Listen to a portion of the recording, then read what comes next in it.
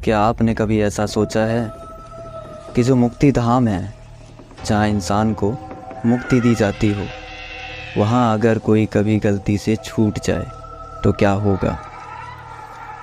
शायद आप मेरी बात समझ नहीं पाए हो। देखिए, इस दुनिया में जो मुक्ति द्वार हैं, जहाँ इंसानों को मुक्ति दी जाती हो, उन्हें इस दुनिया की सबसे पवित्र जगह कहा जाता है, जिन्हें आप कब्रिस्तान या शमशान घाट भी कह सकते हैं।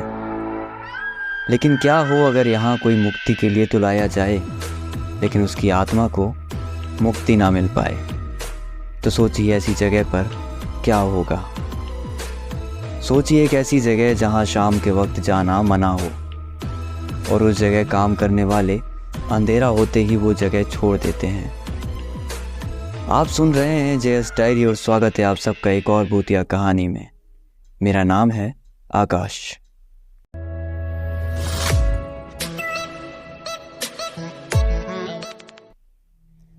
हर जगह की अपनी ही एक खासियत होती है जो उसे खास बनाती है, जिससे वो जगह जानी मानी जाती है, फिर चाहे वो उस जगह की खूबसूरती हो या वहाँ का कोई खान पान।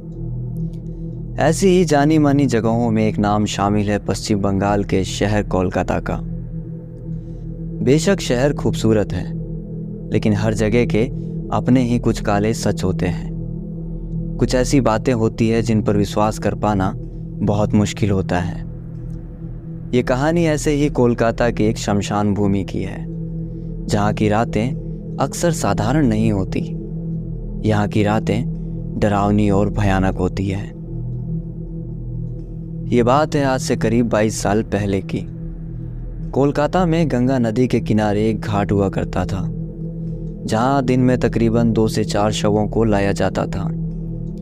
यहाँ एक छोटा सा कमरा भी बना हुआ था, जिसमें यहाँ की देखरेख करने वाले पंडित जी और एक चौकीदार भाई साहब रहा करते थे। और इसी कमरे में यहाँ क्रियाकर्म में इस्तेमाल की जाने वाली सामग्री भी रखी जाती थी। और इस घाट से ऊपर की ओर सीढ़ियाँ चढ़कर जाएं तो सामने अच्छा खासा बाजार था, बड़ी बड़ी दुकानें और भी कई चीज़ें थी। यानी आप समझ सकते हैं कि ये मुक्तिधाम बाजार के बहुत करीब था। यहाँ हाल ही में एक लड़के ने चौकीदारी की नौकरी ज्वाइन की थी। उनका नाम प्रमोद था और प्रमोद जी की उम्र उस वक्त करीब 26 साल की थी और उस वक्त उनकी शादी के 3 साल हो चुके थे।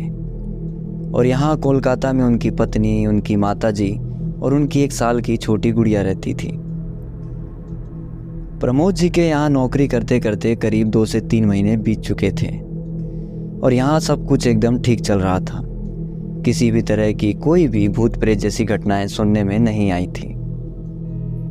लेकिन अब शायद उनकी किस्मत खराब कहें या उन्हें सिर्फ एक जरिया, जिसकी वजह से यहाँ प्रेत का प्रकोप शुरू होने वाला था। अब होता क्या है कि जो पंडित जी यहाँ रहा करते थे, उन्हें किसी काम के सिलसिले में 6 दिन के लिए उन्हें अपने गांव जाना पड़ा। और इस बीच उन्होंने प्रमोद जी से कहा कि अब से रात में यहाँ इस कमरे में तुम अकेले रहोगे और 6 दिन तक मैं नहीं रहूँगा, तो इस घाट का ध्यान अब तुम्हें रखना है। और दिन में यहाँ एक नए पंडित जी आएंगे जो यहाँ पे सारे क्रियाकर्म करवाया करेंगे। लेकिन रात में तुम कोशिश करना कि तुम नीचे घाट की ओर ना जाओ, चाहे कुछ भी हो जाए, लेकिन तुम नीचे घाट की तरफ मत जाना। और अगर कोई समस्या लगे तो घाट के ऊपर वो जो चाय वाला है उसके पास जाकर बैठ जाना। तो प्रमोद भाई साहब ने कहा कि पंडित जी, आप ऐसा क्यों कह रहे हो कि रात में नीचे घाट पर ना जाऊं? और आप किस तरह की समस्या की बात कर रहे हो? पंडित जी देखिए, अब आप मुझे डरा रहे हो, क्योंकि मेरे यहाँ काम करते 2 महीने से ज़्यादा हो गए हैं और अब तक मुझे यहाँ डर नहीं लगा।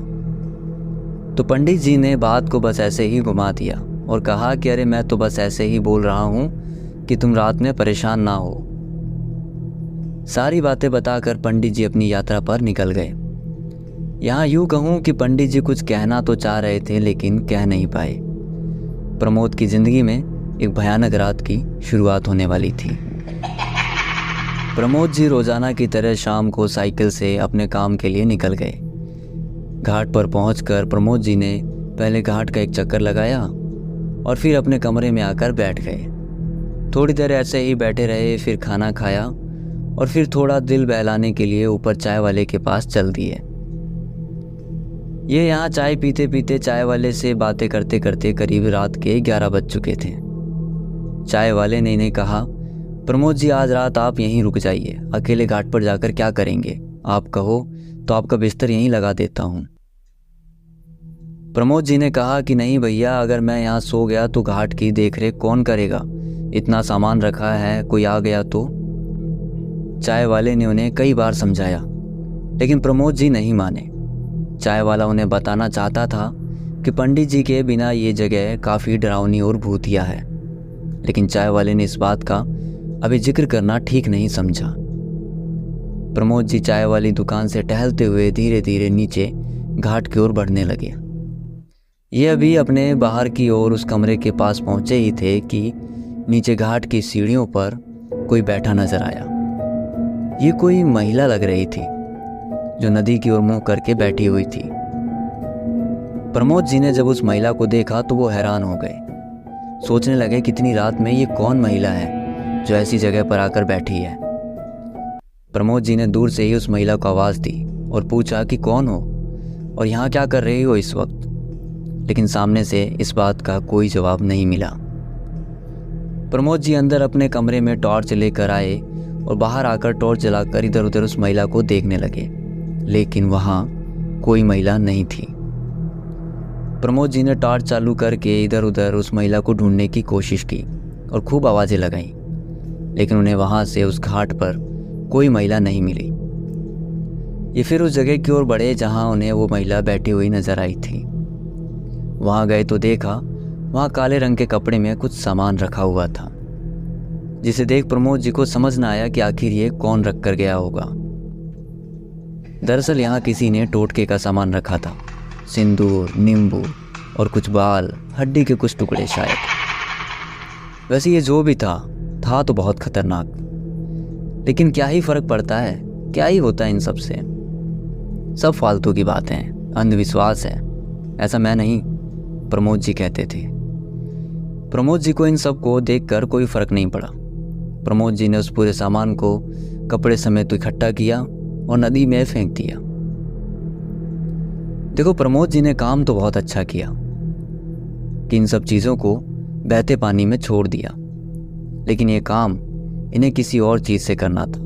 मेरा मतलब कि किसी डंडी से, किसी लकड़ी से या झाड़ू से। इन्होंने इस चीज़ को अपने हाथों से छू लिया और जिसने भी उस चीज़ को वहाँ जिस मकसद से रखा था उसका काम पूरा हो गया। ये अब वहाँ से वापस घूमते फिरते अपने कमरे में आए और आकर सो गए। ये सुबह उठे तो इनके सिर में थोड़ा दर्द था और शरीर भी थोड़ा भारी भारी सा लग रहा था। इन्होंने अपनी साइकिल उठाई और सुबह जो दूसरे पंडित जी आते हैं उनसे मिलकर इस जगह की जिम्मेदारी देकर अपने घर के लिए निकल गए। यहाँ फिर प्रमोद जी ने एक गलती की कि रात जो कुछ भी हुआ, जो कुछ भी देखा, इन्होंने ना तो पंडित जी से वो बताया ना किसी और से।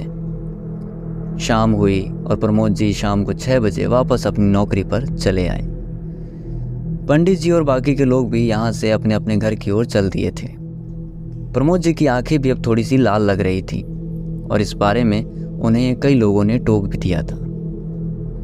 रात हुई और हमेशा की तरह प्रमोद जी खाना खाकर ऊपर की ओर चाय वाले के पास चल दिए।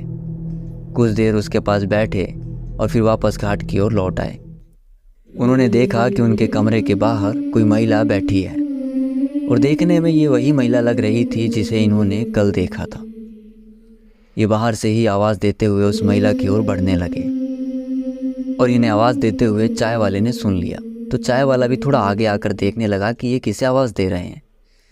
चाय वाले ने पूछा कि क्या बात है और कौन है वहाँ पे। तो प्रमोद जी ने कहा कि कोई महिला है जो पता नहीं इस वक्त शमशान घाट में क्या कर रही है। तो चाय वाले के कदम वहीं रुक गए क्योंकि उन्हें वहाँ कोई महिला नज़र नहीं आ रही थी। प्रमोद जी वहाँ पहुँचे तो उन्हें महिला दिखी नहीं। इन्होंने चारों तरफ ढूंढा पर कोई नहीं था वहाँ। ये वापस अपने कमरे में आकर सोने लगे। तभी अचानक से इनकी खिड़की पर किसी ने ज़ोर ज़ोर से आवाज़ की। ये अचानक से उठे और बाहर आकर देखा तो बाहर कोई नहीं था, लेकिन उस वक्त खिड़की पर किसी के हाथों के निशान थे, जिससे ये तो साफ होता है कि यहाँ कोई तो था। इन्होंने एक नज़र घाट पर घुमाई और फिर वापस अपने कमरे में आकर सो गए। अब इन्हें यहाँ रात में 2 से 3 बजे के बीच किसी के रोने की आवाज़ सुनाई देने लगी। कोई सिसक सिसक कर घाट में रो रहा था। ये वापस उठे और बाहर आकर इधर उधर ढूंढने लगे कि आखिर ये कौन है। ये जैसे ही बाहर गए तो जो रोने की आवाज़ थी वो धीरे धीरे हंसी में बदलने लगी। ये इन्हें समझ नहीं आ रहा था कि ऐसा मजाक कौन कर रहा है। ये परेशान होकर वापस आकर सो गए। ये रात तो बस जैसे तैसे बीत गई। अब अगली रात इनकी ज़िंदगी में वो भयानक रात थी जिसकी इन्होंने कभी कल्पना भी नहीं की थी। ये अगले दिन वापस घाट पर पहुंचे और अपनी नौकरी करना शुरू किया। 10 बज चुके थे और अब तक का समय इनकी ज़िंदगी में थोड़ा साधारण था। लेकिन जब ये बाहर से वापस घूम फिर कर लौटे तो दिन में आखिरी चिता को जब अग्नि दी गई थी, वहाँ उन्हें कोई महिला बैठी दिखी। इस बार इन्होंने बिना शोर किए दबे पांव उस महिला की ओर बढ़ने लगे। महिला के पास पहुंचकर इन्होंने कहा कि आप कौन हो और इस वक्त यहाँ क्या कर रही हो? आपको पता नहीं है कि यहाँ महिलाओं का आना सख्त मना है? तो वो महिला बिना इनकी बातों का जवाब दिए सिर्फ हंसे जा रही थी। और ये हंसी थोड़ी अलग थी, थोड़ी मर्दाना जैसी, जिसे सुनकर एक बार प्रमोद जी की भी सांसें थम गई थी। इन्होंने झुककर उस महिला का चेहरा देखना चाहा, लेकिन चेहरा तो तब देखते ना जब चेहरा होता। उस महिला का चेहरा ही नहीं था और ये सच में देखने में बहुत भयानक था। ये गिरते पड़ते जैसे तैसे भागते हुए अपने कमरे तक पहुंचे और गेट बंद कर लिया। माथे पर पसीना और फूलती हुई सांसों के साथ साथ इस कमरे के बाहर किसी और के हंसी की आवाज़ गूंज रही थी। प्रमोद जी की हिम्मत नहीं हो रही थी कि वो इस जगह से बाहर जा सकें, क्योंकि वो कहते हैं ना कि आपको डर नहीं लगता, ये अच्छी बात है, लेकिन ज़िंदगी में कभी प्रेत ने अपनी जरा सी भी झलक दिखा दी तो वो डर पूरी ज़िंदगी के लिए काफ़ी होगा। इनके मन में अब डर पूरी तरीके से घर कर चुका था। इनके सामने उस औरत का चेहरा बार बार नजर आ रहा था जिसका कोई चेहरा ही नहीं था। ये कोने में सिमट कर बैठे थे। इनको ऐसा लगा कि इनके पास कोई आकर बैठा है। इन्होंने धीरे धीरे नज़रें घुमाई तो इनके बगल में वही औरत बैठी हंस रही थी। यहाँ ये बेहोश हो गए। सुबह लोगों ने जैसे तैसे दरवाज़ा खोला और इन्हें बाहर निकाला, और इन्हें जब उठाया गया तो इनकी आंखें पूरी तरह लाल थी और ये अपने आसपास बैठे लोगों को देखकर अजीब तरीके से दांत किटकिटा रहे थे और बैठे बैठे अपना सिर हिला रहे थे।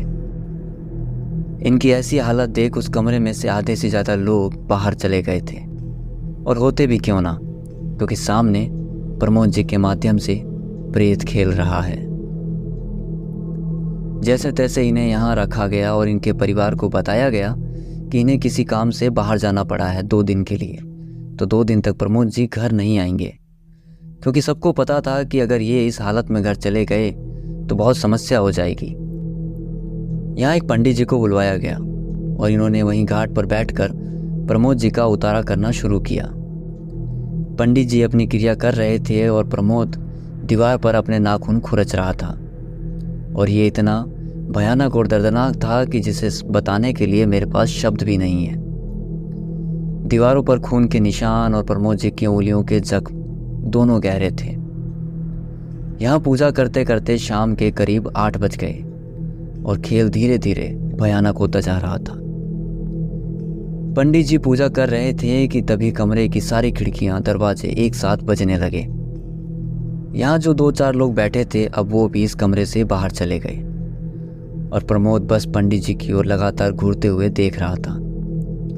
प्रमोद फर्श पर बैठा अपना सिर गोल गोल घुमाने लगा और बाहर से लगातार खिड़की दरवाजे बजते रहे, और इसी बीच एक अजीब सी, एक रूह कांपा देने वाली हंसी पूरे कमरे में गूंज उठी। ये हंसी एक महिला की थी। पंडित जी ने बाहर से 2-4 लोगों को बुलवाया और कहा कि इन्हें यहीं रोक कर रखना पड़ेगा। बस आज रात की बात है, हम इन्हें सुबह मेहंदीपुर बालाजी लेकर चलेंगे। यहाँ जैसे तैसे एक डर के साए में एक रात कटी। सुबह ये सब लोग मेहंदीपुर बालाजी जाने का सोच ही रहे थे कि तभी वो पंडित जी गांव से लौट आए जो यहाँ पहले रहा करते थे। वो आए और उन्होंने सब कुछ देखा, प्रमोद जी की हालत देखी और देखते से ही कहा कि ये जो भी प्रेत है ये आज प्रमोद जी को ले जाएगा, इसलिए समय बहुत कम है। पंडित जी ने सबको कमरे से बाहर भेजा और एक पूजा शुरू की। पूजा के शुरू होते ही वो प्रेत अब पंडित जी से डरने लगा, क्योंकि ये जो पंडित जी हैं ये इन सब कार्यों में माहिर थे। प्रमोद के माध्यम से एक आवाज़ आई, रुक जा, ये सब बंद कर, मैं मेरी मर्जी से नहीं आई हूँ, ये खुद मुझे बुलाकर लाया था, पूछ इससे। इसके बाद पंडित जी प्रमोद को लेकर उसी जगह गए जहाँ पे वो महिला इन्हें पहली बार बैठी नजर आई थी। दरअसल यहाँ एक शव का अंतिम संस्कार किया गया था और ये वह था जिसे मुक्ति नहीं मिल पाई थी।